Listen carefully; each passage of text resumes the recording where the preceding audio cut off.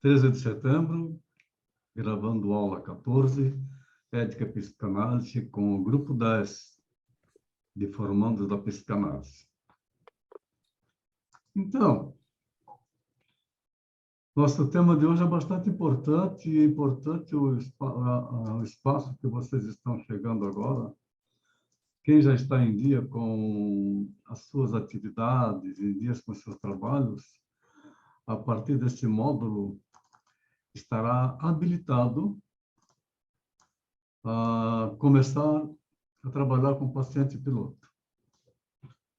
Aqueles que ainda não estão habilitados, têm o tempo aí para estar fazendo seus trabalhos, enviar os seus trabalhos, também precisa fazer as suas análises pessoais, para depois, então, receber esta habilitação que a Elisete vai receber, que ela já está com todos os trabalhos completos, já fez as suas sessões de análise, até já passou da conta, né? Já. Já passou da conta, mas continua, porque a terapia realmente faz um bem danado, né, Elisete? Faz, nossa. Vê que eu já estou tirando a minha medicação, né, então quer dizer que eu já estou É um muito assunto melhor. de hoje que é muito importante para carregar na nossa vida profissional, na nossa vida pessoal, ética. É necessário cuidar da ética para não anestesiar a mente. Ensinamentos de antigamente, ainda alguns fazem esse ensinamento.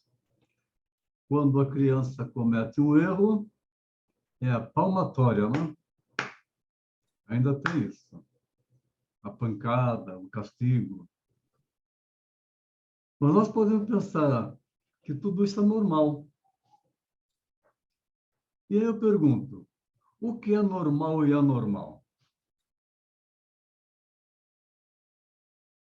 Muitos poderão argumentar de diversas formas o que é normal, o que é anormal.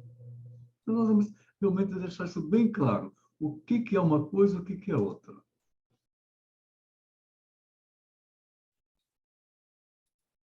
Estamos constantemente deparando com esta encruzilhada da vida: corrupção, honestidade e ética. Desde que nós nascemos, escutamos falar nisso. A gente vai pela história do Brasil, só se fala nisso. Corrupção, honestidade e ética. E este espetáculo de corrupção e desonestidade e falta de ética continua sendo show no dia a dia da televisão e dos jornais.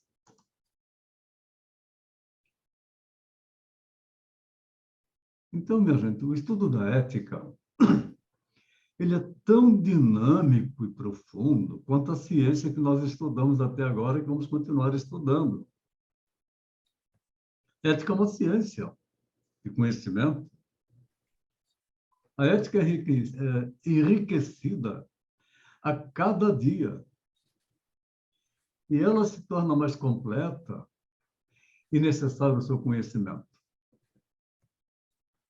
Nós estamos estudando a partir da base filosófica, começando com a razão, seguida pela verdade, continuando pela dialética, chegando então à ética e à moral, concluindo com os princípios da ética psicanalítica tão importantes para que possamos executar bem o nosso trabalho. Aspectos legais, aspectos formais, estatutários, regimentos, bem como as atribuições que têm as entidades psicanalíticas e sindicatos específicos no Brasil, iniciamos a partir da conscientização do que seja ética, valores, moral, responsabilidade e assim por diante. Buscando compreender os compromissos que nós temos nesta profissão, tanto horizontais quanto verticais. O compromisso do psicanalista é extremamente ético. A base muito importante para ser seguida. Então, entendamos que nossas responsabilidades são altíssimas. E, de fato, são, porque nós vamos trabalhar com a alma, entre aspas, né, da pessoa. E que as expectativas da sociedade diante do psicanalista nos impõem um zelo extremado, competência apurada e uma elevada consciência moral. Se nós somos éticos, tanto quanto esperam de nós, certamente é que o futuro da psicanálise será triunfante. Só depende de nossa postura e crescimento da credibilidade, que a todos cumulará de sucesso e respeito. Então, o psicanalista ele precisa ser fortemente ético em todas as posições que ele ocupar. O conceito de pessoa moral se aplica apenas ao sujeito enquanto parte de uma coletividade. Aí, nesses bonequinhos animados, nós temos duas figuras. Uma gravata vermelha e uma gravata escura. Ora, é ético os dois se encontrarem, sim, e respeitar as individualidades de cada um. E a ética é a disciplina crítico-normativa das normas do comportamento humano, mediante as quais o homem tende a realizar na prática atos que são identificados como o bem, atos dirigidos para o bem.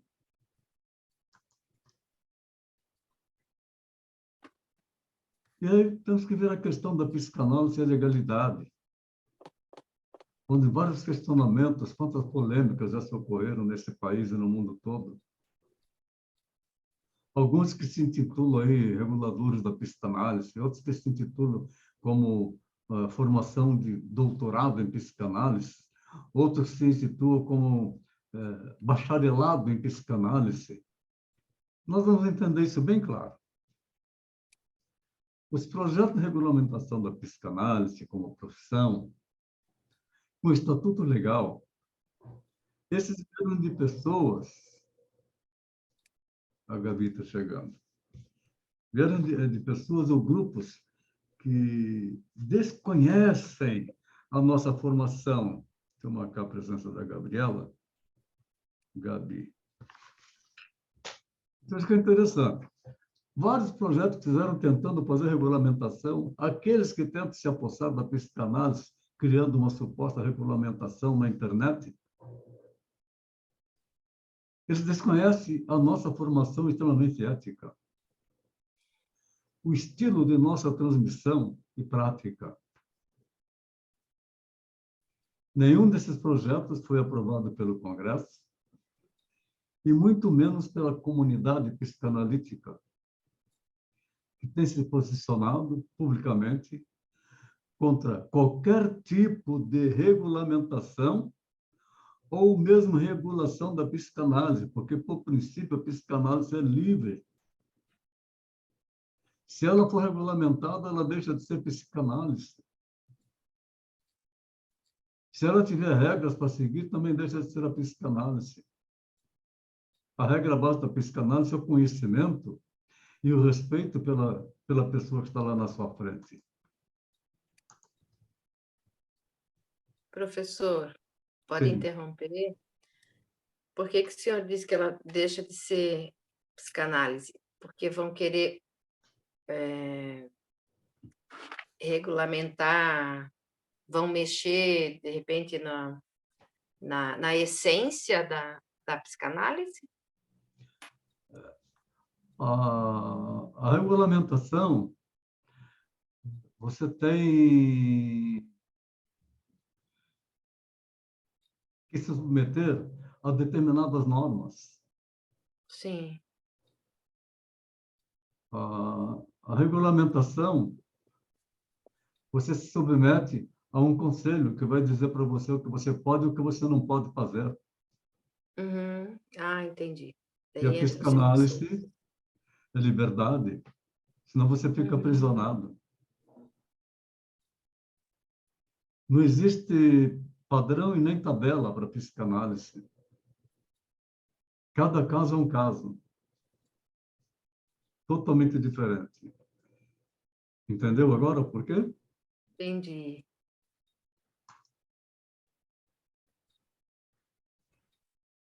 Freud ele sempre se preocupou com o destino da psicanálise. Boa noite, Gabriela. Tá boazinha, Gabi?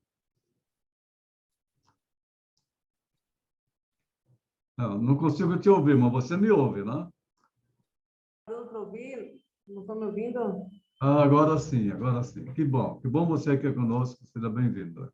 Obrigada, Antônio.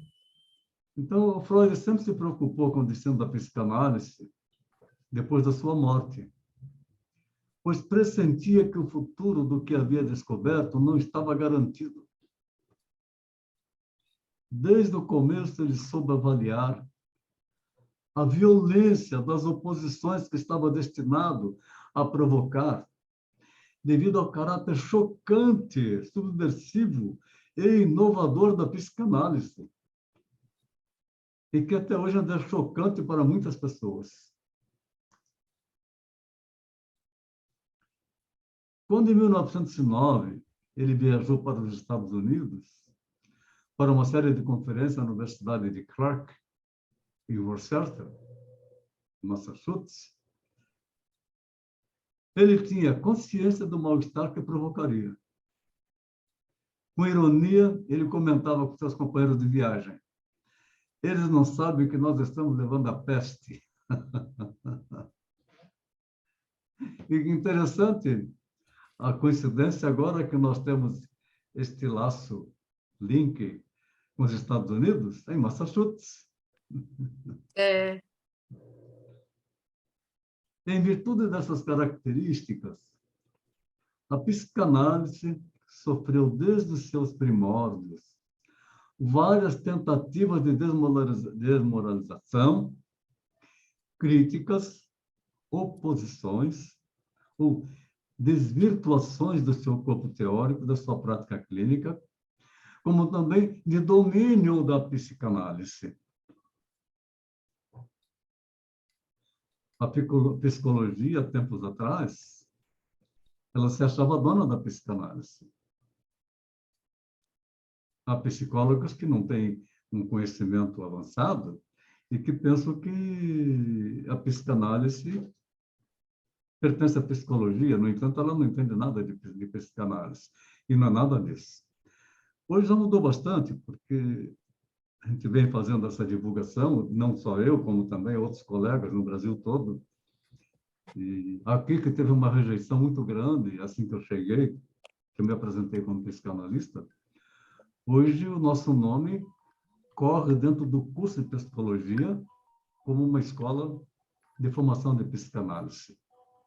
Os professores já recomendam que os alunos que quiserem se aprofundar podem procurar por minha pessoa e pelo nosso instituto. Mas também são 13 anos de luta aqui, que no começo era um preconceito muito grande. Professor, eles, Oi. eles estudam os assuntos que a gente aborda aqui, em geral, eles são ensinados também na faculdade de psicologia? Eu confesso que eu não sei. Não. Não. Na faculdade de psicologia, quando entra o módulo psicanálise, é apenas uma pequena introdução de Freud, como que Freud criou a psicanálise. E ele fala no id, ego e superego, mas não explica o que é. Professor, me perdoe a minha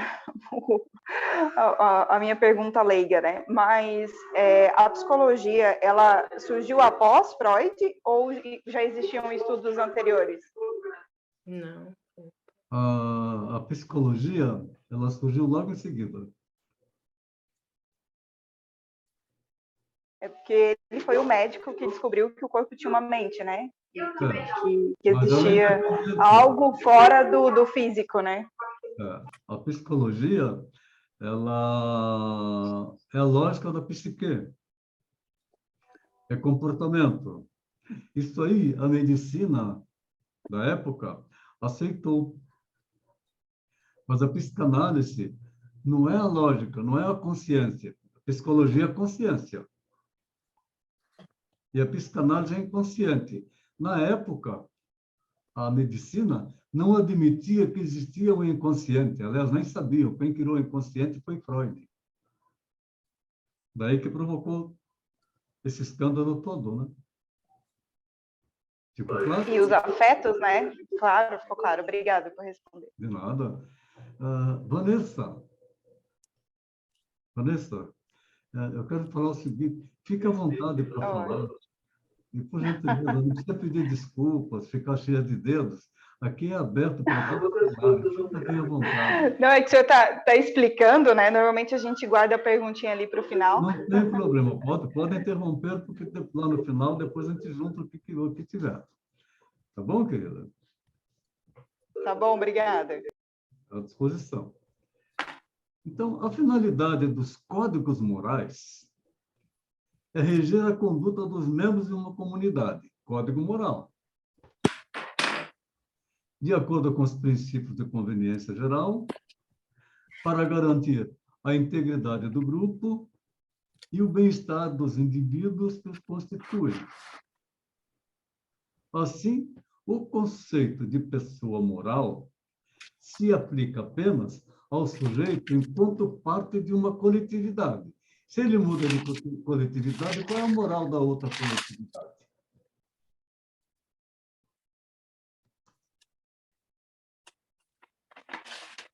Coube um sofista da antiguidade grega, foi Protágoras, romper o vínculo entre moralidade e religião. Uma luta enorme que ainda existe até hoje. A ele se atribui a frase: o homem é a medida de todas as coisas, das reais enquanto são e das não reais enquanto não são. Para ele, os fundamentos de um sistema ético dispensam os deuses e qualquer força metafísica estranha ao mundo percebido pelos sentidos. E o outro sofista que eu trazia, da Calcedônia, o primeiro a entender o egoísmo como base do comportamento ético.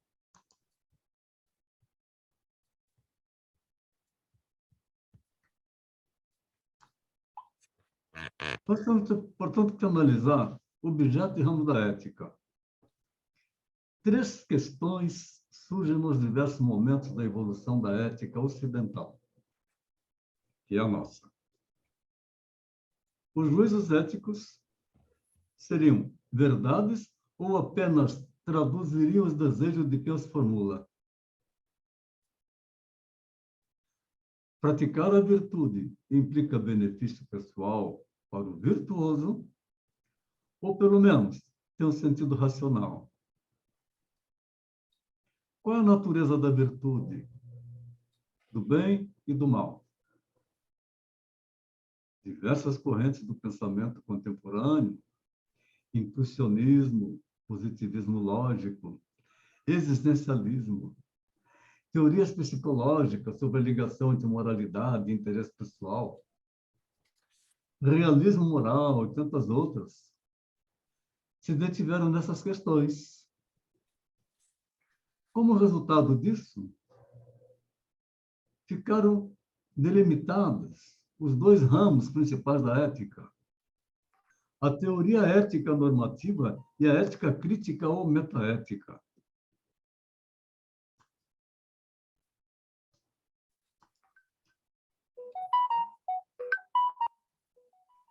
Então, a ética normativa pode ser concebida como pesquisa destinada a estabelecer e defender como válido ou verdadeiro um conjunto completo e simplificado de princípios éticos gerais e também outros princípios menos gerais que são importantes para conferir uma base ética às instituições humanas mais relevantes. Nós observamos em relacionamentos e conversa com pessoas, a falta de ética é enorme. Porque é um tal de um fazer fofoca do outro, né? De um falar do outro, isso não é ético.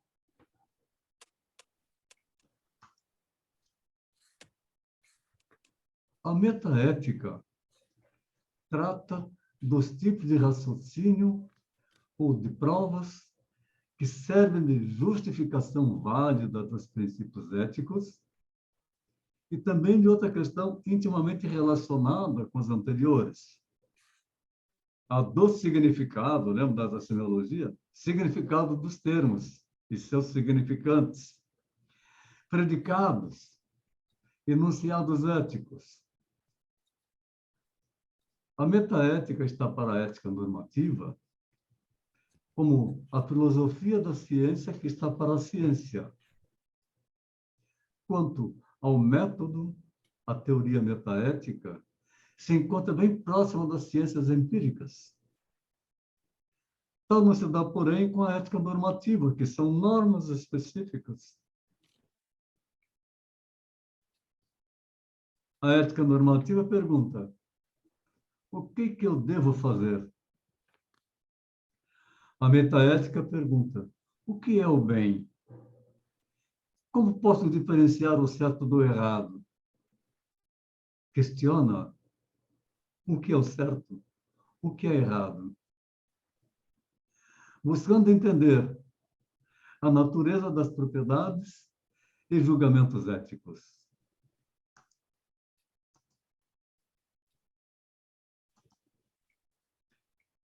Desde a época que Galileu afirmou que a Terra não é o centro do universo, fez aquela ferida narcísica na humanidade, que achavam que a Terra era o centro do universo, ele desafiou os postulados éticos religiosos da cristandade medieval.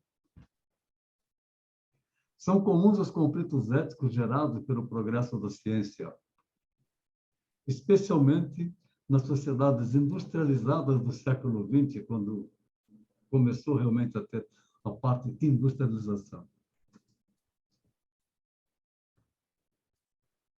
A sociologia, a medicina, a engenharia genética e outras ciências se deparam a cada passo com problemas éticos. Em outro campo da atividade humana, a prática política antiética tem sido responsável por comoções e crises sem precedentes em países de todas as latitudes e principalmente no nosso Brasil. Uma falta de ética impressionante nesse meio político e na justiça.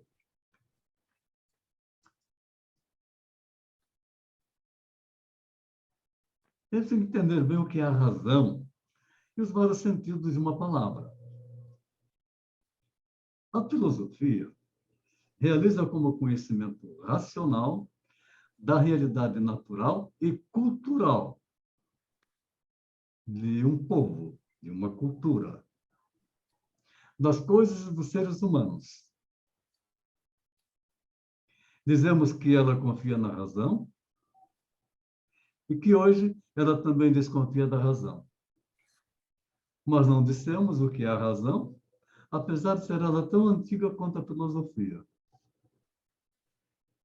Simplificando, para entendermos como isto tem uma influência na filosofia do conhecimento racional, da realidade natural e cultural,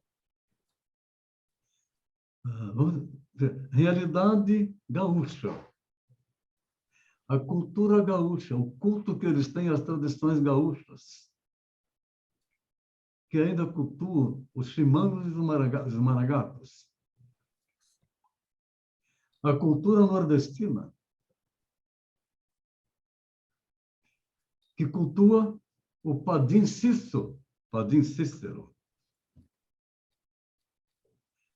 a cultura baiana, que cultua o axé, o Orogum. E assim, essas diferenças, de todas elas, no Rio de Janeiro, diferente de São Paulo, é de uma realidade natural de cada região e cultural de cada região. Então, nós dizemos que ela confia na razão e que hoje ela também desconfia da razão. Mas não dissemos o que é a razão, apesar de ser ela tão antiga quanto a filosofia. Né? Então, o que é a razão? É muito comum escutar frases assim: eu estou com a razão, ele está com a razão, ou ele não tem razão.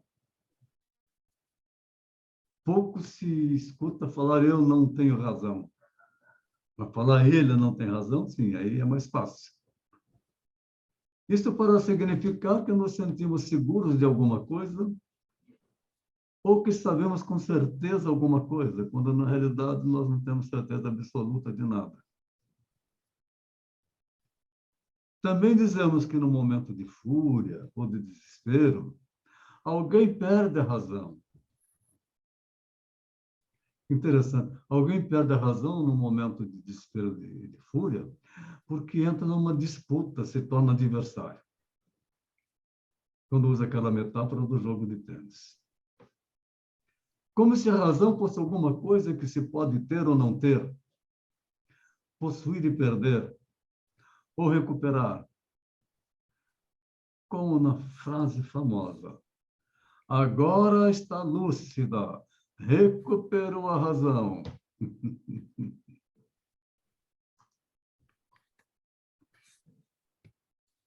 Aí nós falamos assim, se você me disser 2 razões, eu sou capaz de fazer o que você me pede. Me convence. Querendo dizer com isso que queremos ouvir os motivos que alguém tem para querer ou fazer alguma coisa, aí se ela tem razão ou não. A razão parece ter alguma propriedade que as próprias coisas teriam, já que teriam uma causa. Usamos a razão para nos referirmos a motivos de alguém e também para nos referirmos às causas de alguma coisa, de modo que tanto nós quanto as coisas parecem dotados de razão, mas em sentido diferente. Esses poucos exemplos já nos mostram quantos sentidos diferentes a palavra razão possui. A palavra razão simboliza certeza, motivo, causa. E todos esses sentidos se encontram presentes na filosofia.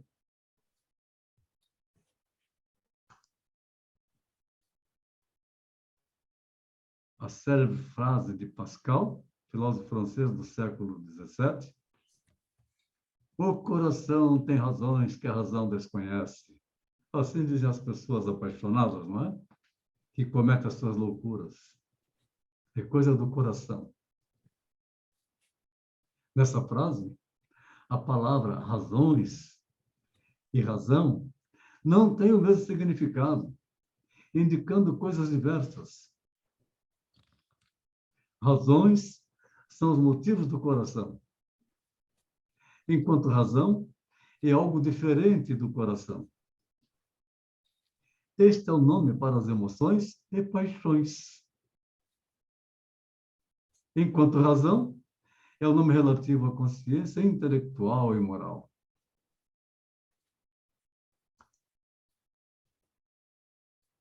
Ao dizer que o coração tem suas próprias razões, Pascal está afirmando que as emoções, os sentimentos ou as paixões são causas de muito do que fazemos, dizemos, queremos e pensamos. Então, eu passo a ter razão porque eu quero ter a razão. Eu quero ser o ganhador do jogo. Eu tenho razão de estar fazendo isto. Ao dizer que a razão desconhece as razões do coração, porque razão é racional. Razões do coração é emoção, é paixão. Pascal está afirmando que a consciência intelectual e moral é diferente das paixões e dos sentimentos. Aí sim, conhecimento intelectual e moral. E que ela é capaz de uma atividade própria, não motivada e causada pelas emoções, mas possuindo os seus motivos ou suas próprias razões fundamentadas.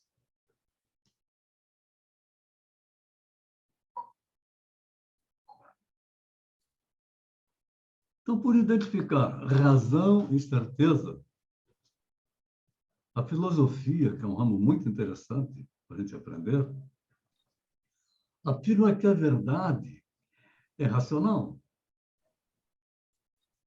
Por identificar razão e lucidez. Não ficar ou não estar louco. A filosofia chama a nossa razão de luz natural. Por identificar razão e motivo. Vou considerar que sempre agimos e falamos movidos por motivos. Então, aquilo que se fala lá do professor Girafales, por que causa, motivo ou razão você fez isso? A filosofia afirma que somos seres racionais e que nossa vontade é racional. Opa! Por identificar razão e causa e por julgar a realidade, opera de acordo com relações causais. A filosofia afirma que a realidade é racional.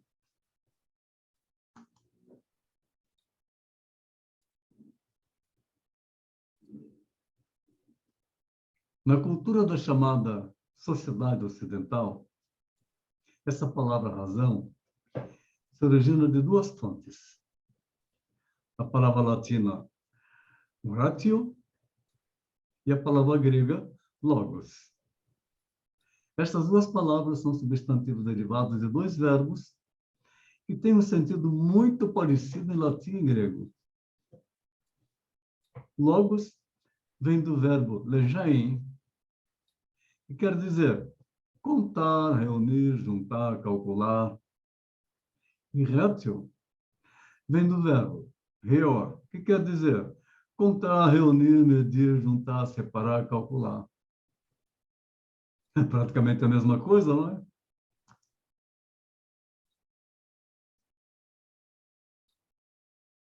Algumas vezes, ouvimos um professor dizer a outro: fulano, aquele aluno lá, ele trouxe um trabalho irracional.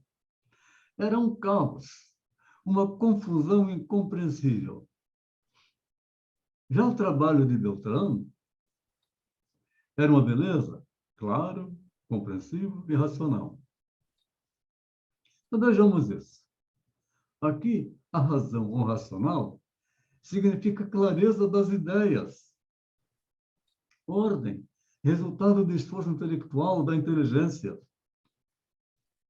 seguindo normas e regras de pensamento e de linguagem.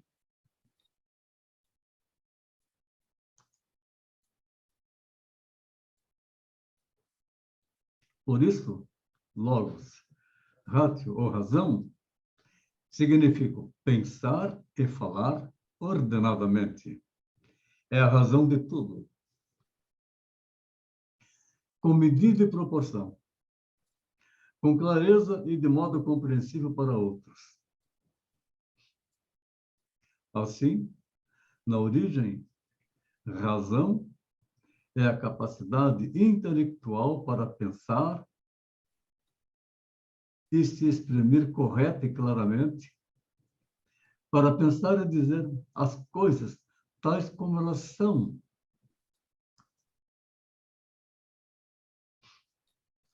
A razão é a maneira de organizar a realidade, pela qual ela se torna compreensível. É também a confiança de que podemos ordenar e organizar as coisas, porque são organizáveis, ordenáveis, compreensíveis nelas mesmas e por elas mesmas. Isto é, as próprias coisas são racionais. Desde o começo da filosofia, a origem da palavra razão fez com que ela fosse considerada oposta a 4 outras atitudes mentais. Entrando em choque, atitudes mentais. A razão se opõe à mera opinião. É diferente opinião de razão. Às emoções e aos sentimentos.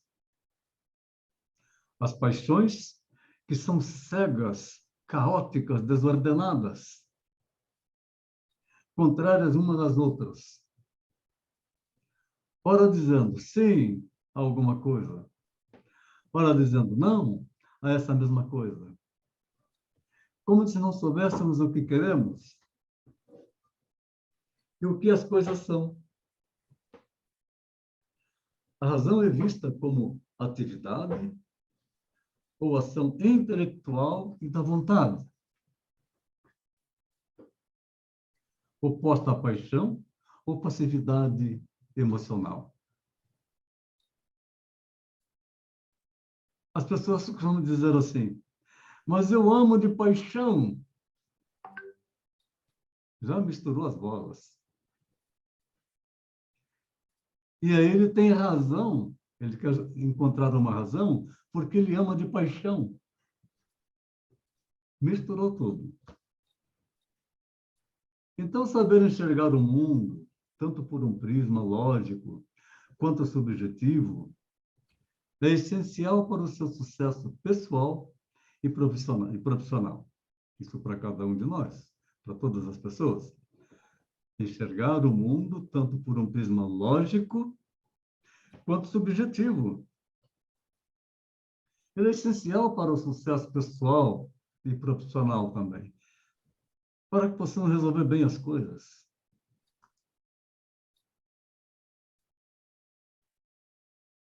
Todas as culturas elaboraram mitos para justificar as condutas morais.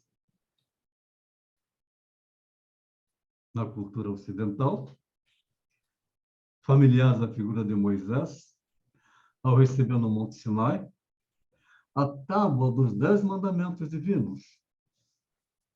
E o mito narrado por Platão no diálogo de Protágoras, segundo o qual Zeus, para compensar as deficiências biológicas dos humanos, conferiu senso ético e capacidade de compreender e aplicar o direito e a justiça.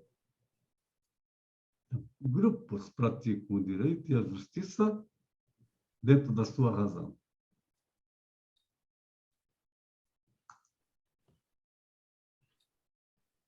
O sacerdote, ao atribuir à moral origem divina, torna-se seu intérprete e guardião.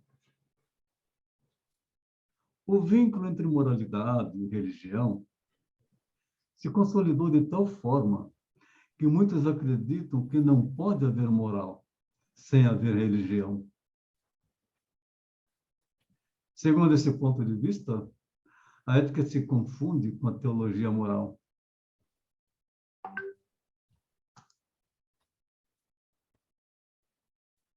Os princípios racionais, a filosofia considerou que a razão opera seguindo certos princípios que ela própria estabelece e que estão em concordância com a própria realidade, mesmo quando os empregamos sem conhecê-los explicitamente.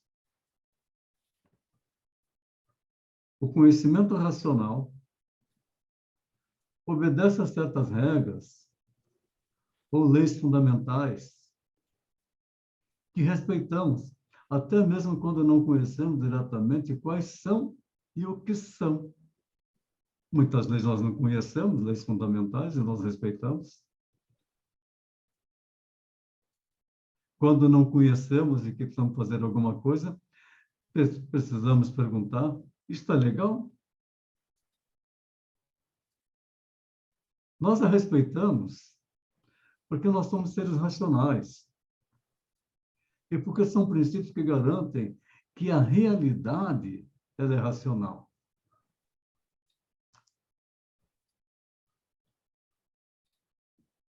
Todo princípio de identidade de alguma coisa, A é A, ou que a pessoa fala o que é, o que tem que ser, o que tem que ser, vai ser. O princípio da identidade é a condição do pensamento. E sem ele nós não podemos pensar. Uma coisa, seja ela qual for, um ser da natureza, uma figura geométrica, um ser humano, uma obra de arte, uma ação, só pode ser conhecida e pensada se for percebida e conservada com sua identidade. Popularmente as pessoas dizem assim: uma coisa é uma coisa, outra coisa é outra coisa. Porque não estão conseguindo aí fazer uma identidade. Se A é A, ou que é. Já um matemático, ao definir o triângulo como figura de 3 lados e 3 ângulos, não só nenhuma figura que não tem esse número de lados e de ângulos poderá ser chamada de triângulo, como também todos os teoremas e problemas que o matemático demonstrar sobre o ângulo, sobre o triângulo, só poderão ser demonstrados se a cada vez que ele disser triângulo, soubermos a qual ser ou qual coisa ele está se referindo. Então, o formato triângulo pode significar várias outras coisas. O princípio da identidade é a condição para que possamos definir as coisas e possamos conhecê-las a partir das suas definições claras. Aí sim, tem um princípio da identidade.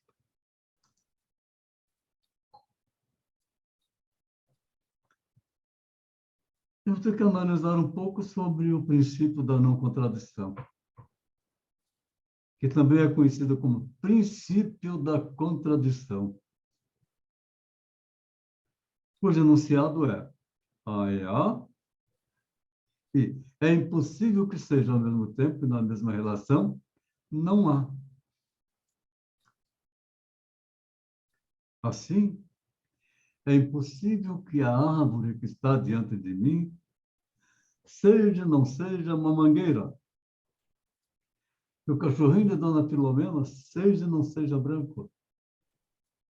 Que o triângulo tenha, não tenha 3 lados e 3 ângulos.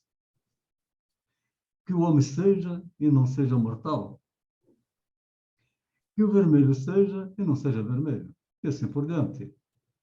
O princípio da não contradição.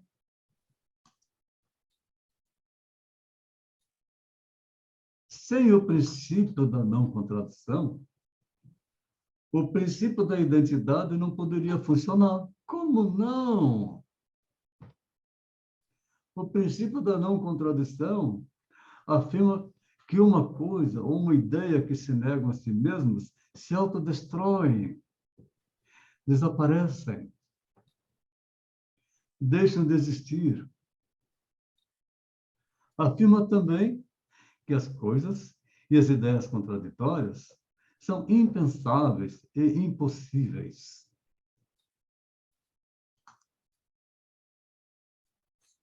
Mesmo quando temos um teste de múltipla escolha, nós escolhemos apenas entre 2 opções. Ou está certo ou está errado. E não há outra possibilidade. Ou terceira alternativa. Pois, entre várias escolhas possíveis, só há realmente 2. a certa e a errada. Não existe outra opção. Então, o princípio da razão suficiente, que afirma que tudo que existe e tudo que acontece tem uma razão, causa ou motivo. Para existir ou para acontecer. E que tal razão, causa ou motivo pode ser conhecida pela nossa razão.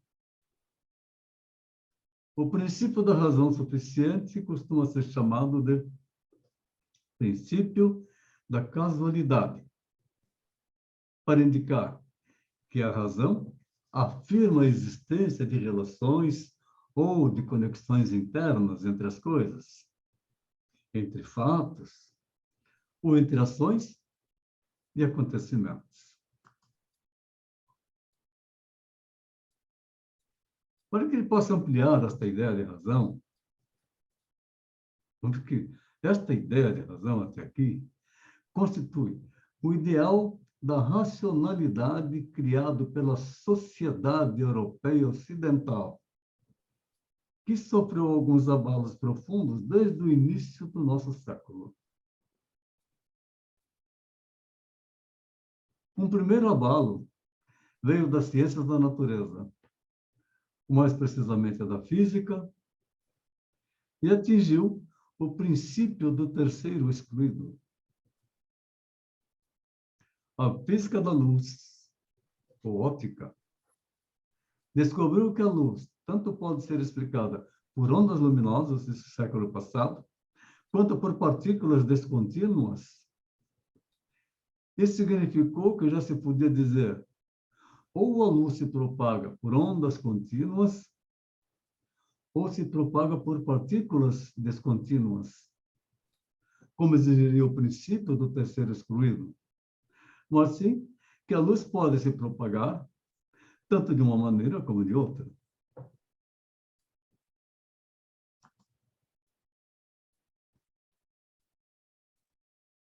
Daí que surge o princípio da indeterminação. A teoria da relatividade mostrou que as leis da natureza dependem da posição ocupada pelo observador.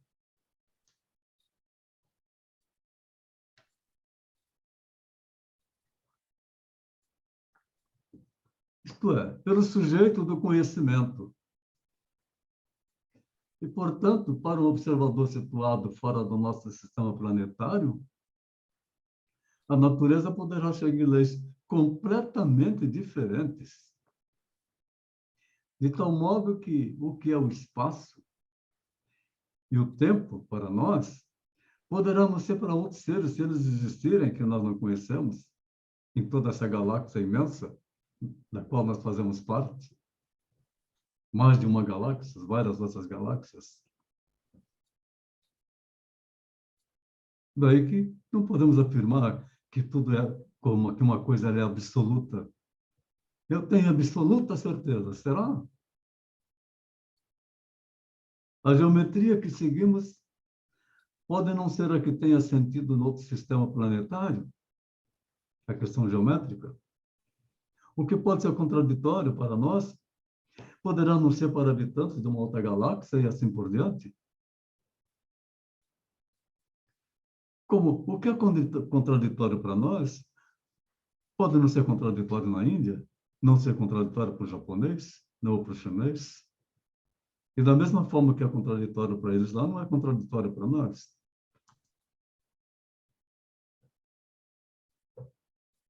Então, como a palavra razão ela é europeia e ocidental, parece difícil falarmos uma outra razão que seria própria de outros povos e culturas. No entanto, o que os estudos antropológicos mostraram é que precisamos reconhecer a nossa razão e a razão deles.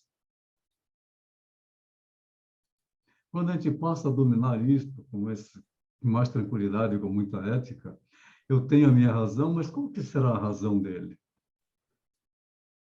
Que se trata de uma outra razão, e não da mesma razão em diferentes graus de uma única evolução.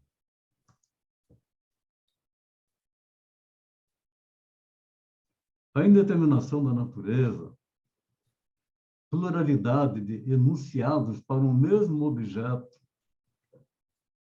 pluralidade de diferenciação das culturas, foram alguns dos problemas que abalaram a razão em nosso século. A esse abalo, nós podemos acrescentar dois outros. O primeiro, trazido por um não filósofo, Marx, quando introduziu a razão, noção de ideologia, de marxismo, de socialismo. O segundo também foi trazido por um não filósofo, Freud, quando introduziu o conceito de inconsciente, que não existia.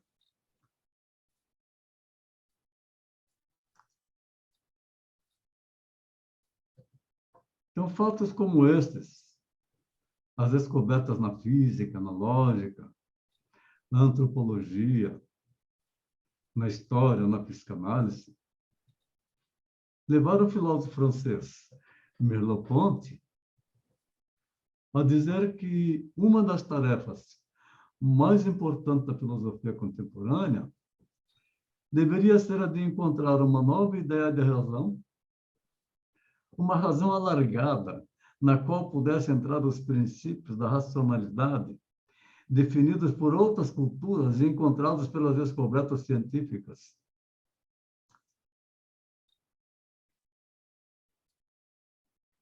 A verdade como um valor. Verdade ou mentira? Não se aprende filosofia, mas se aprende a filosofar, já disse Kant. A filosofia não é um conjunto de ideias e de sistemas que possamos aprender automaticamente. Não é um passeio turístico pelas paisagens intelectuais, mas sim uma decisão ou deliberação orientada por um valor, a verdade. Isto é que busca a filosofia sempre. Qual é a verdade? É o desejo do verdadeiro que move a filosofia. E suscita filosofias. Afirmar que a verdade é um valor significa o verdadeiro confere às coisas, aos seres humanos, ao mundo, um sentido que não teriam se fossem considerados indiferentes à verdade e à falsidade. Então, sempre que alguém está falando assim, eu estou com a verdade, nós podemos questionar dentro de nós, será? Qual será a verdade?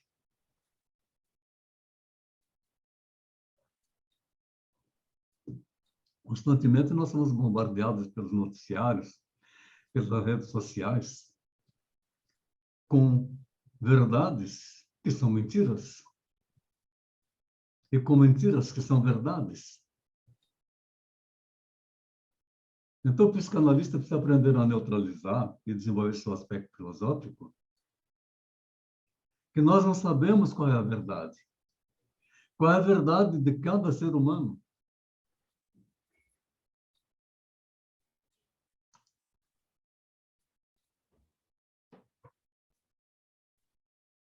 Então, vamos encontrar uma dificuldade muito grande para a busca da verdade.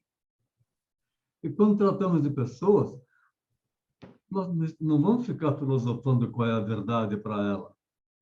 E sim, entender o que ela pode fazer com a verdade dela, que não é a minha verdade. Em nossa sociedade, é muito difícil despertar nas pessoas o desejo de buscar a verdade, porque eles acreditam piamente naquilo que foi dito. Acreditam naquilo que a telinha está falando.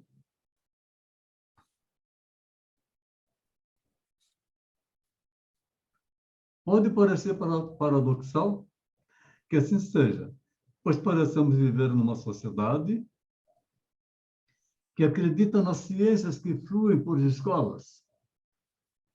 e recebe durante as 24 horas diárias informações vindas de jornais, rádios e televisões, que possui editoras, livrarias, bibliotecas, museus, salas de cinema e de teatro, vídeos, fotografias e computadores.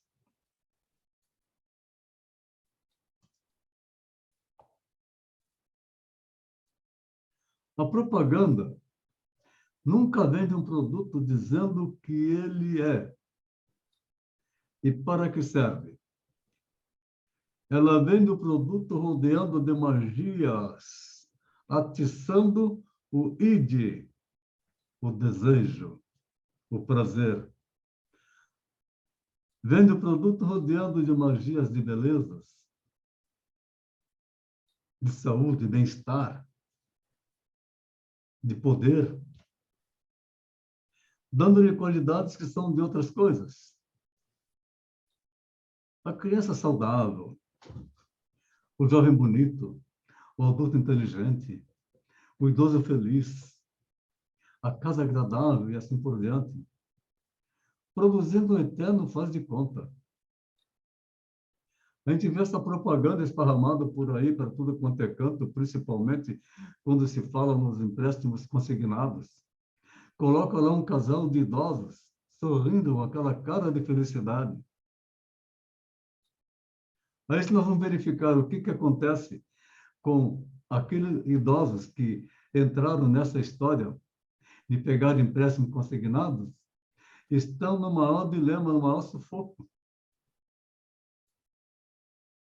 Porque o que eles iriam receber da sua pensão já é descontado na fonte. E o melhor negócio que foi criado foi esse, para os exploradores do dinheiro, do recurso capitalista, que é o sistema agiotagem, né? Que é coisa melhor para o cara emprestar dinheiro, ele tendo a garantia que ele vai receber aquele dinheiro, colocando os juros que ele quer, e que a pessoa... O pior é a facilidade, Antônio. Quem falou? Eu, Antônio. Fala. Porque eu trabalhei muito tempo no balcão do consumidor, eu era mediador entre consumidor e fornecedor. Então, quem toma um empréstimo é o consumidor, né? E chegavam os velhinhos lá, e assim como falando do incômodo que eles sofriam, dos netos, a publicidade mostrava o empréstimo fácil, juros baixíssimos, felicidade total. Daí chegava o neto e dizia: vou me emprestar dinheiro, comprar uma moto, vou trabalhar como motoboy e eu vou ganhar dinheiro e pagar a prestação da moto. Vou me emprestar dinheiro para reformar a casa, vou fazer mais uma peça, vou alugar e com o valor eu vou pagar o empréstimo. Tu só me empresta o teu nome. Aí passava, logicamente o sonho se desfaz logo. Se não for bem alicerçado, o sonho se dilui instantaneamente, né? Aí chega o velhinho lá em desespero, mas eu só assinei, eu não fiz nada. Ou então aquela coitada, aquela mulher acuada, que chegava e dizia: mas ele me fez dar o cheque para ele. Ele tinha a conta encerrada, mas ele chegou lá e disse que só queria o cheque. Eu só dei para ele o cheque assinado. Então, essas situações são gravíssimas. Essa facilidade de empréstimo aos idosos é criminosa, porque a facilidade do empréstimo reverte em pessoas se aproximarem e pegarem esse empréstimo, esse valor que o idoso oferece e não pagar nunca mais. Não só aos idosos, como também aos funcionários públicos. É impressionante como ocorre isso. O assédio é enorme. Até na polícia, que não deixa de ser funcionário público, né? Que é concursado. Mas quantos que estão endividados? E aí fica numa situação capenga depois, porque não consegue recuperar e não consegue sair daquela dívida. Viu, Antônio? O Código de Defesa do Consumidor... Inegociável, não é, Álvaro? Sim. O Código de Defesa do Consumidor, com o próprio direito, proíbe publicidade, porque é publicidade, propaganda eleitoral. A publicidade é vender produtos, vender serviços. A qualquer publicidade que possa ser minimamente danosa ao consumidor, ela é proibida. como é que pode uma tamanha publicidade em cima dos empréstimos? E empréstimo faz bem para quem? Eu tenho interesse, eu vou procurar empréstimo. Você veja bem, ó, eu conheço pessoas assim, centenas de pessoas, que quando se aposentaram, já começaram a fazer os empréstimos, porque eles são assediados. Eu acredito que o próprio INSS deva vazar informações do INSS, vamos assim dizer, tá? E essas financeiras vão diretamente ao beneficiário e já começam a oferecer empréstimos. Começa a fazer Sob abordagem, endividamento. Conheço telemarketing. várias pessoas que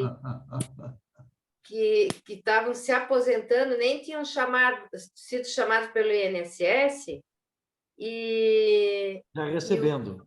já recebendo essas ligações. Então, minhas amigas vêm dizer, tu já está recebendo, quer ver como o teu aposento já vem?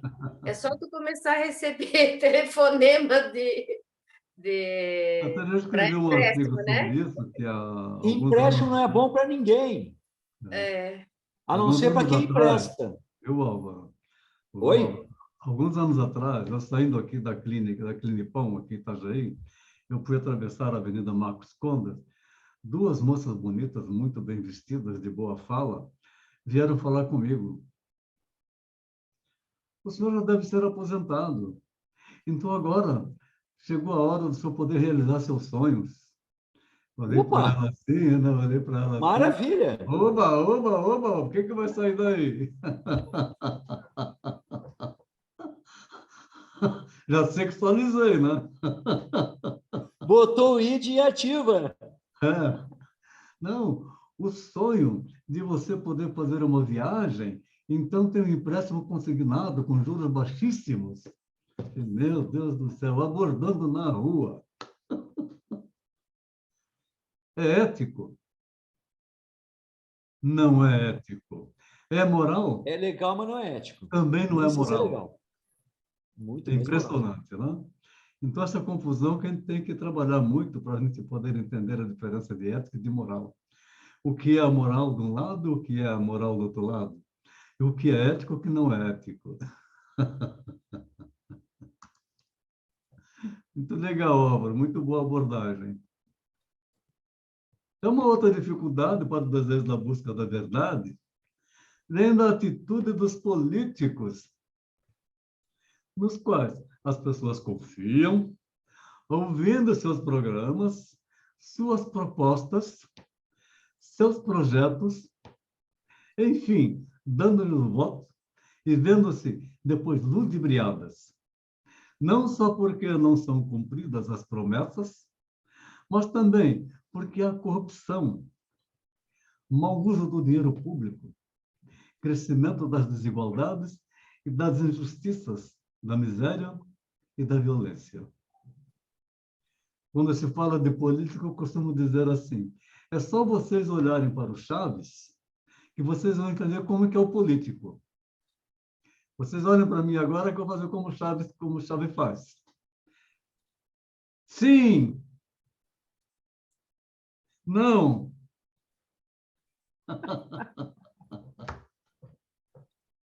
Simples, né?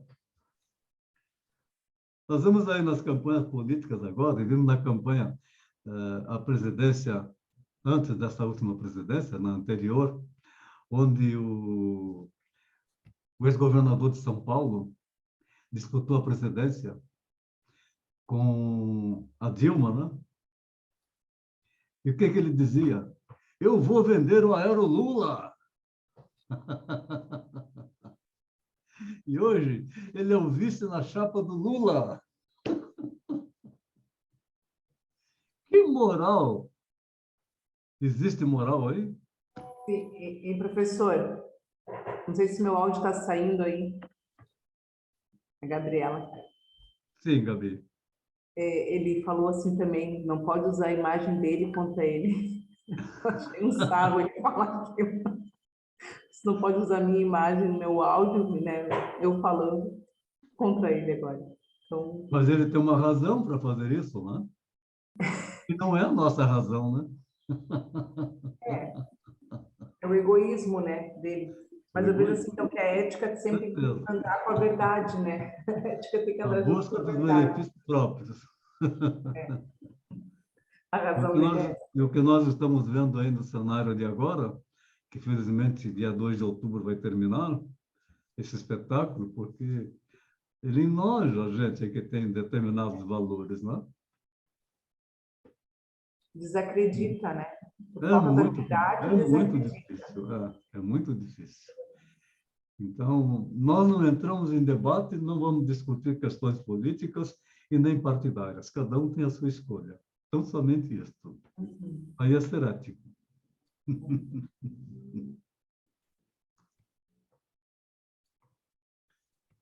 Essas dificuldades podem ter o efeito oposto e suscitar em muitas pessoas dúvidas, incertezas, desconfianças, desilusões, que as façam desejar conhecer a realidade, a sociedade, a ciência, as artes, a política e assim por diante. Muitas começam a não aceitar o que lhes é dito. Muitas começam a não acreditar no que lhes é mostrado. E como Sócrates em Atenas, começa a fazer perguntas, a indagar sobre fatos e pessoas, coisas e situações, a exigir explicações, a exigir liberdade de pensamento e de conhecimento. Quando começou a pandemia, teve um milagre, uma coisa fantástica, que ainda continua sendo disseminado até hoje em determinado canal de televisão. O Covid-19 acabou com todas as outras doenças. Ninguém mais morre de outra coisa. Só morre de Covid-19. E as pessoas engolem. Caramba, mas cadê a estatística das outras mortes? 200 mil mortes por ano que tinha. Só de acidente de carro não tem mais. O Covid acabou com tudo isso. Morte de suicídio, que no mundo inteiro chega a atingir cerca de 6% no mundo inteiro. No Brasil, 2%. E segundo o Lula, foi uma bênção o Covid, né? O Covid acabou com isso também?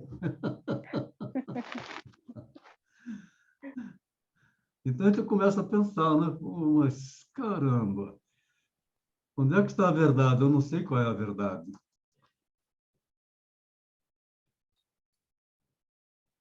A verdade passou a ser aquela que te traz uma vantagem, né? É bom para mim, é para puxar a rede, né? Se eu puxo a rede dos peixes para mim, essa é a verdade, infelizmente. Agora, pasmem, o que eu estou mostrando aqui para vocês. Isso aconteceu aqui em Balneário Camboriú, na cidade de Camboriú. Logo no começo que eu estava fazendo os cursos aqui. Um pastor de lá, não vou citar nome, que disse que estava estudando psicologia, queria estudar psicanálise. Mas quando ele chegou, nós já estávamos avançando um pouco nos módulos. E ele já entrou na teoria da sexualidade, ele ficou assustado com a teoria da sexualidade, e logo em seguida com a sexologia, é que ele enlouqueceu de vez. Ele olhava para as pessoas, nossa, mas é muito pesado, não? 6 meses depois, lá dentro daquele pessoal, daqueles pastores que se reúnem no Camboriú, todo ano, para atrair os gideões que acreditam neles, divulgaram kit psicanalista eclesiástica. Já ouviram psicanálise eclesiástica? 7 diplomas e credencial. Psicanálise clínica, mestre em psicanálise, doutor em psicanálise, PhD em psicanálise, psicologia pastoral. Que coisa de louco, não é? Mas interessante. Muito interessante. Maravilhoso. É o desconto de 12.500, tá? Ele vai dar um desconto de 10.220. O preço é 12.500. Ele dá um desconto de 10.220. Cara, Que É muito barbada! louco. É muito louco. Não, e vejo aqui ainda, filiação na Sociedade Internacional de Psicólogos e Pastores, Ordem Internacional de Psicanalistas. Não existe isso. Sim, professor, na psicologia, se tu fizer um vínculo assim com psicologia, tu pode ser cassado a tua carteirinha. Eu sei que a minha irmã é psicóloga, ela disse que se ela vincular a psicologia a qualquer coisa religiosa, ela perde o direito de atuar como psicóloga. Eu esqueci o nome não sei se Sim, sim. CRM, Sim. que a amiga dela perdeu. Ia perder por uma bobagem. Conselho? O conselho, né? CRP. A amiga dela perdeu por uma CRP, bobagem. CRM de médico. Isso é o conselho do psicólogo. CRP. Conselho Imagina, Regional de Psicologia. e já nós, o psicanalista, não tem uma fiscalização para poder regular isso, né? Aí vira essa bagunça. O ruim é isso, né, professor? Eu tenho esse livreto impresso que trouxeram para mim de Camboriú, quando saiu essa coisa absurda aí. Não tem ética, não tem moral. De uma entidade essencialmente religiosa dos Gideões. Que coisa, né? Eles disseram que alguns meses depois, esses pastores foram presos pela Polícia Federal. Eu não sei da realidade, não acompanhei, não me interessa, mas simplesmente mostrando que isso aqui não tem como. O alvo já foi lá no alvo. De 12.500 por 24 de 120. Desconto de 10.220. É para enganar o mesmo otário, não é?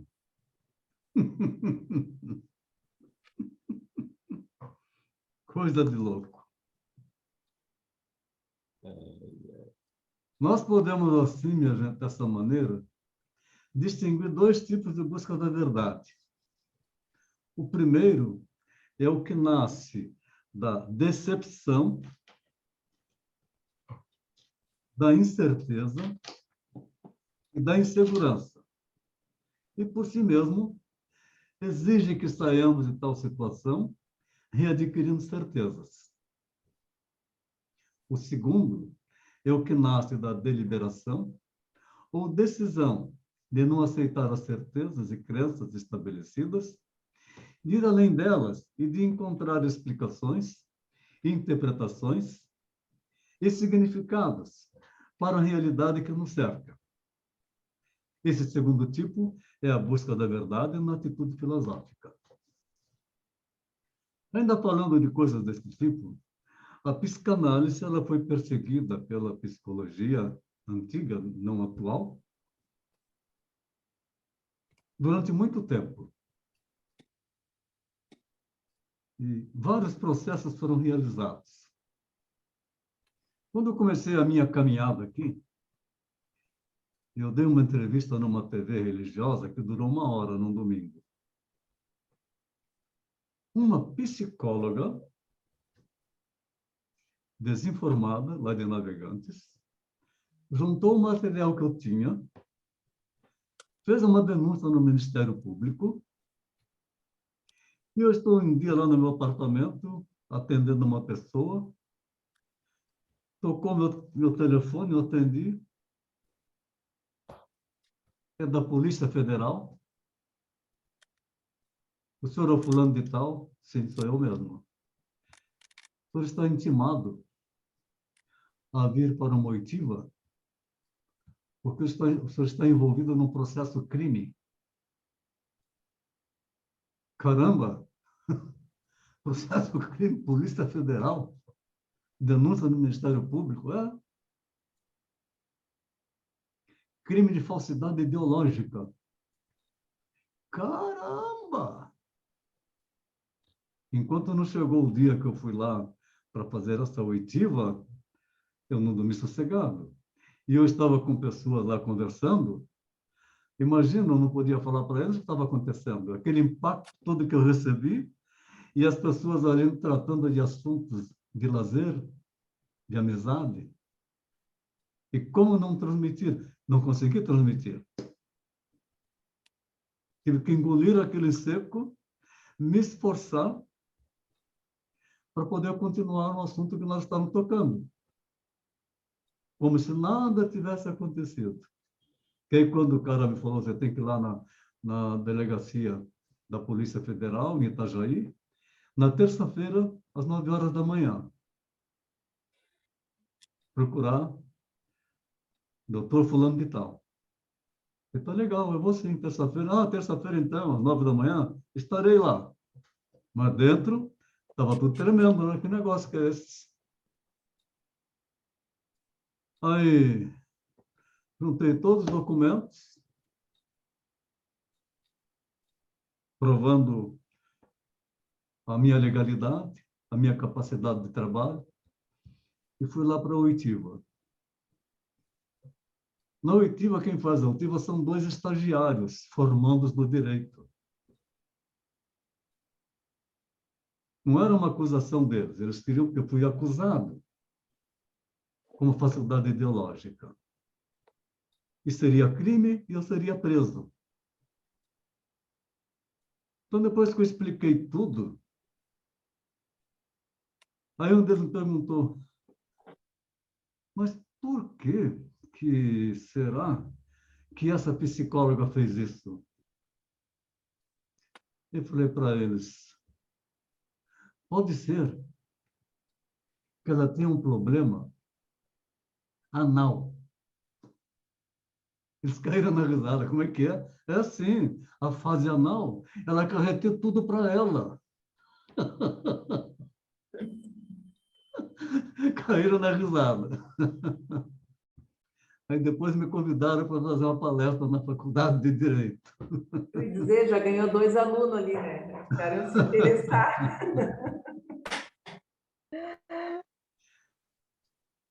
Então, é seríssimo, não? Nós estamos sujeitos, nós estamos livres de que isso possa vir a acontecer novamente, que foram vários casos. Tem um livro que foi publicado pelo meu professor do Rio de Janeiro, o Dr. Chaya, falando exatamente sobre isso, direito e psicanálise. E vários casos que foram citados no Brasil inteiro que ele acompanhou. E conselhos que tentaram tomar conta da psicanálise, provando que a psicanálise é livre no Brasil e no mundo. Então, aquela balela que veio ali. Deixa eu voltar lá.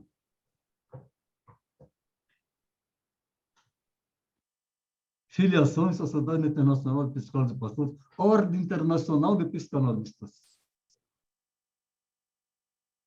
E a gente entra no site e tem Ordem Nacional de Psicanalistas. Conselho Nacional de Psicanalistas.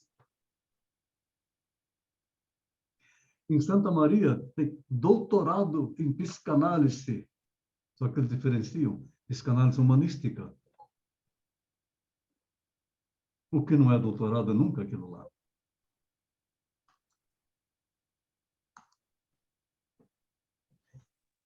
Então, como disseram os filósofos Sartre e Merleau-Ponty, nós somos seres em situação.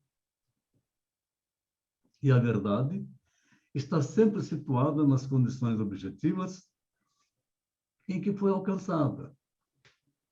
Está sempre voltada para compreender e interpretar a situação na qual nasceu e a qual volta para trazer transformações.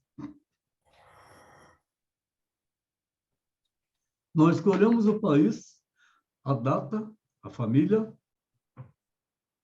e a classe social em que nós nascemos. Isto é, a nossa situação. Por que que eu sou de um tipo? Por que que eu sou de uma cultura, o outro é de outra cultura? Por que que um é negro? Por que que o outro é branco? Por que que um é rico, o outro é pobre?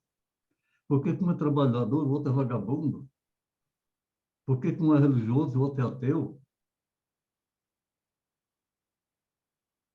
Mas nós podemos escolher o que fazer com tudo isso, minha gente, entendendo que tudo isso é 100% humano. Daí que eu queria ser 100% humano. Conhecendo a nossa situação e indagando se merece ou não ser mantida. Professor, o senhor quer dizer que nós estamos e não somos nada, né? Nós estamos, não somos. Por isso que eu já falei várias vezes da sabedoria de Shakespeare de 500 anos atrás. To be or not to be, that is the question. Este é o conflito do ser humano. Ser ou não ser. Esta é a questão. Eterna, né? Essa é a questão que gera conflito. Porque nós não somos porque nós estamos dentro de um sistema. Não é assim mesmo? A gente vai em comunidades pequenas, as nossas cidades. As diferenças que tem. Os preconceitos existentes. O que um prega, o que o outro prega. Então, se nós perguntamos assim, mas qual é a verdade? De nenhum deles é a verdade. Porque não sabem o que é a verdade. Mas justifico com razões fundamentadas, para mim, logicamente, como verdade absoluta. É correto dizer que cada um tem a sua verdade? As pessoas não sabem qual é a sua verdade. Cada um tem a sua verdade até que ele se convença de outra verdade. Então, ela não é absoluta. Sim. É bem isso. Eu tenho mais coisas que aconteceram, que é bastante interessante. Está aqui.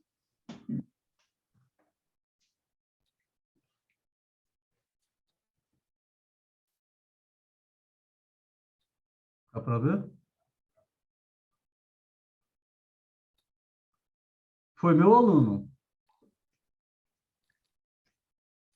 Desvendando os mistérios do Salmo 139. Um livro explicativo dentro de uma abordagem energética, hermenêutica e psicanalítica.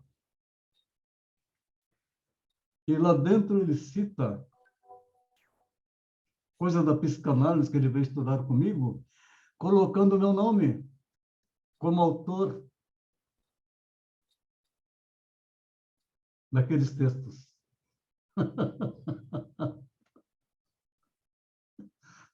É muito louco, né?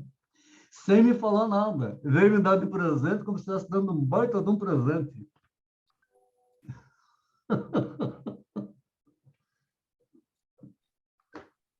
E o que o senhor fez com isso, professor? É incrível, não? É incrível. É assim. Então, essa realidade que nós vivemos, nós temos que respeitar isso de cada um. É 100% humano todas essas atitudes? É, 100% humano. Com isso, a gente praticar uma neutralidade. A nossa ética não permite, de forma alguma, que possamos fazer algo em detrimento do outro.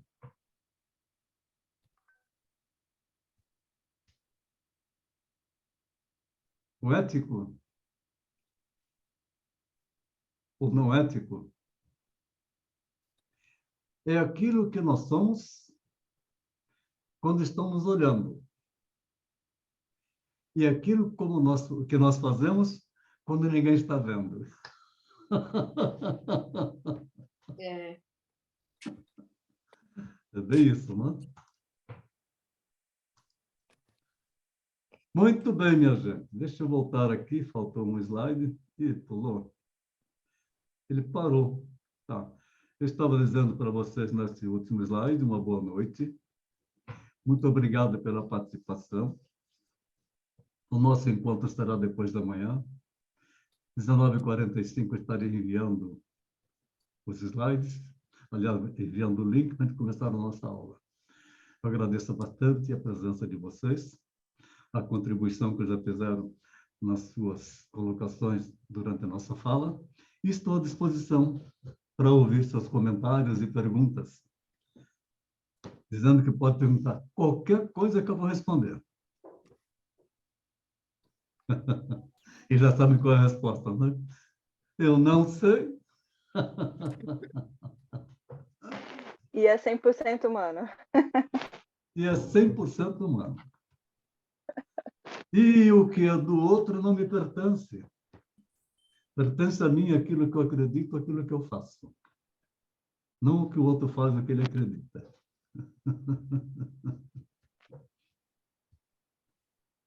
Professor, eu fiquei com dúvida ali quando o senhor falou sobre identidade e não contradição, que na abordagem ali de não contradição, a identidade não existiria.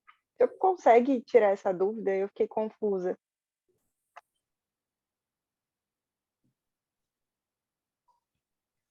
O que é uma identidade para você?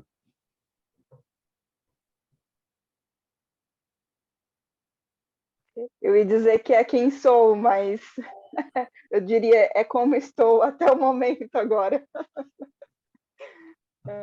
Posso sugerir, professor, Pode falar. Bora lá. características de um gato, uma identidade. O Sim. que é um gato?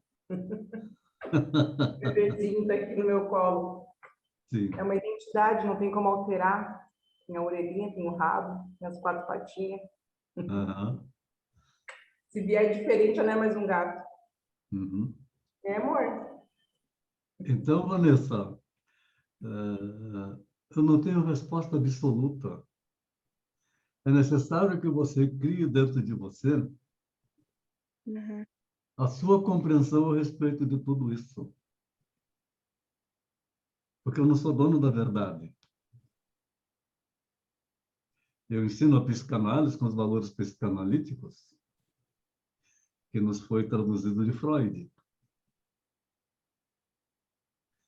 Mas se outro questionar, ele tem todo o direito de questionar.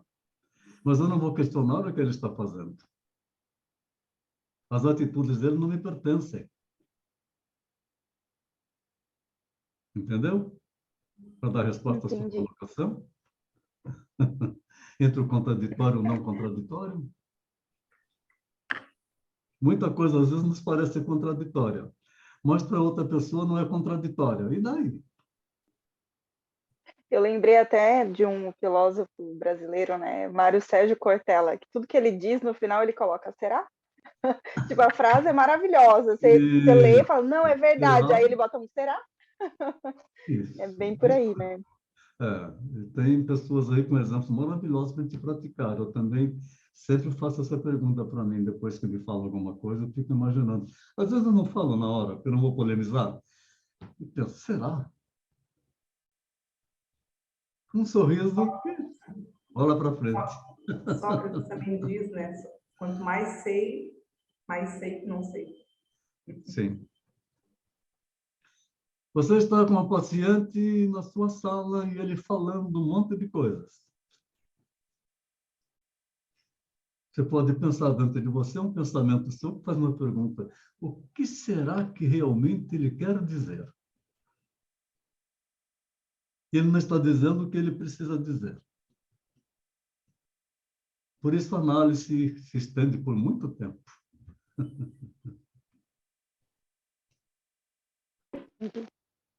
Interessante, não?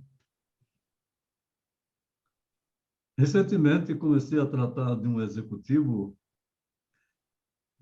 um aspecto assim dominante,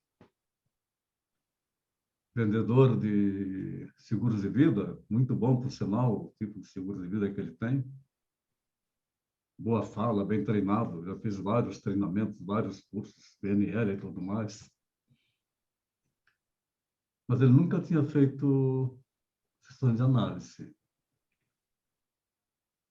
Ele está agora na terceira sessão de análise. Como se mexeu no inconsciente, fomos buscar coisas. Quando eu falei também que ele poderia, se ele quisesse, se ele puder, anotar seus sonhos, para conversar, falar sobre seus sonhos, né? Hoje foi a sessão dele. Ele está em conflito. Agora ele está em conflito. Se o que ele está fazendo atualmente como profissional, se é isso que ele quer, ou se ele tem que fazer outra coisa. E aí que ele não lembrava dos sonhos, agora lembrou dos sonhos. Aí começou a falar dos sonhos de 13, 14, 15 anos de idade. Desejos reprimidos se manifestando. É muito interessante quando se começa a mexer nisso, numa estrutura que veio como uma estrutura narcísica, até um pouco prepotente, e com pequenas pontuações, e que ele vai levando para dentro dele para ele se resolver. E principalmente quando a gente fala sobre to be or not to be the question. Então, é que eu disse para ele que o conflito que você está apresentando aqui é ser ou não ser.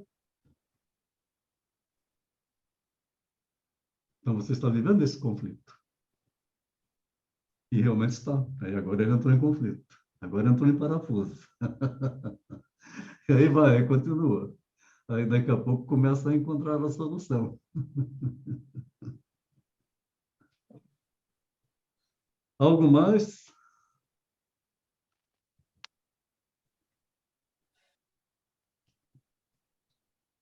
Álvaro, alguma coisa, Álvaro?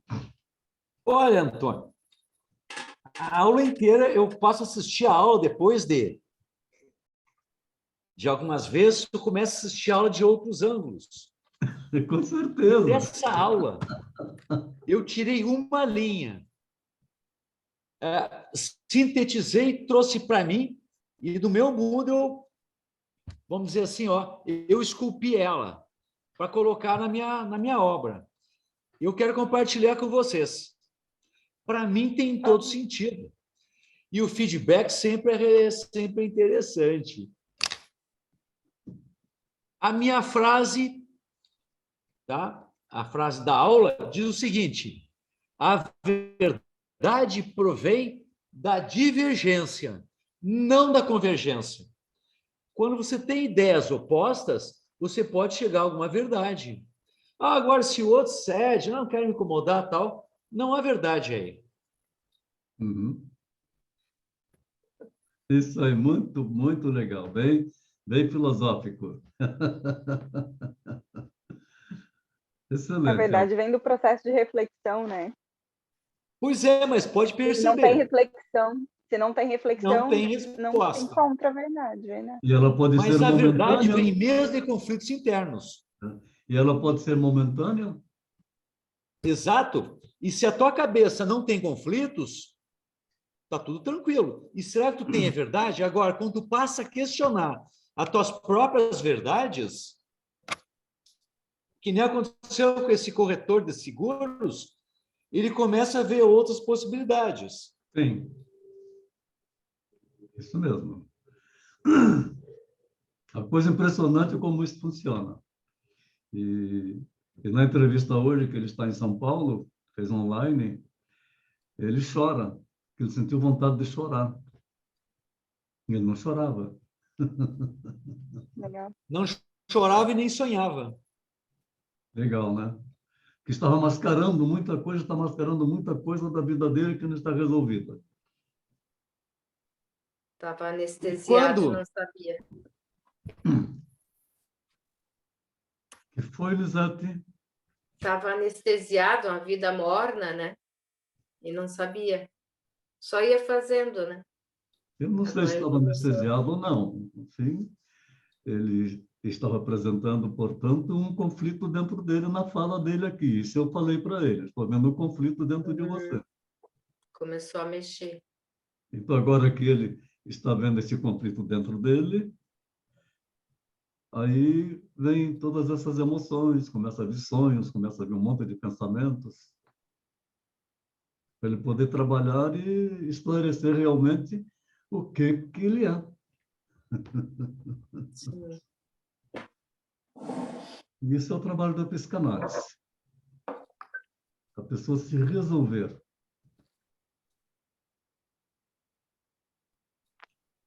Algo mais?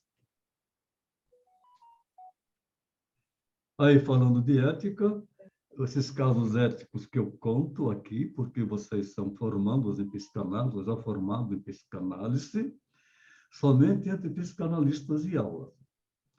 Fora daí, com mais ninguém. De forma alguma. Como eu trato o casal em separado, eles já sabem que eles vêm para a terapia e que um fala do outro. Eles vêm para a terapia, não tem razão nenhum, não tem razão nem outra, neutralidade. Eu vejo o problema está sendo seu, você que tem que resolver o seu problema. De forma ética. E sem moral. A moral é deles, não é minha. Aí, se vierem a perguntar, ela não disse isso para você?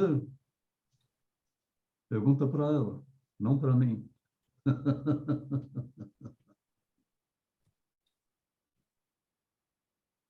Legal?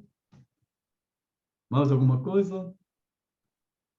Ali na questão de ética também se inclui, não incluir nenhum outro tipo de técnica, de terapia ou de conceito dentro da psicanálise também, né? Não, Por exemplo, que a gente viu, de incluir um processo religioso até dentro do que é a psicanálise. não. Psicanálise não tem religião. Sim. Psicanálise é livre. De todas as crenças, de todas as raças. Ela é 100% humana. E o psicanalista ter religião? Particular na vida dele, a escolha dele. Sim, usando neutralidade total ali Sim, sim. nos processos, né? É isso. Se ele acredita e faz bem para ele, a escolha é dele.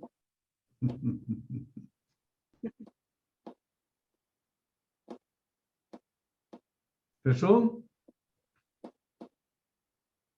Boa noite. Beijão para Sim, todos. boa Boa noite. noite. Até Até quinta-feira. quinta. Até quinta.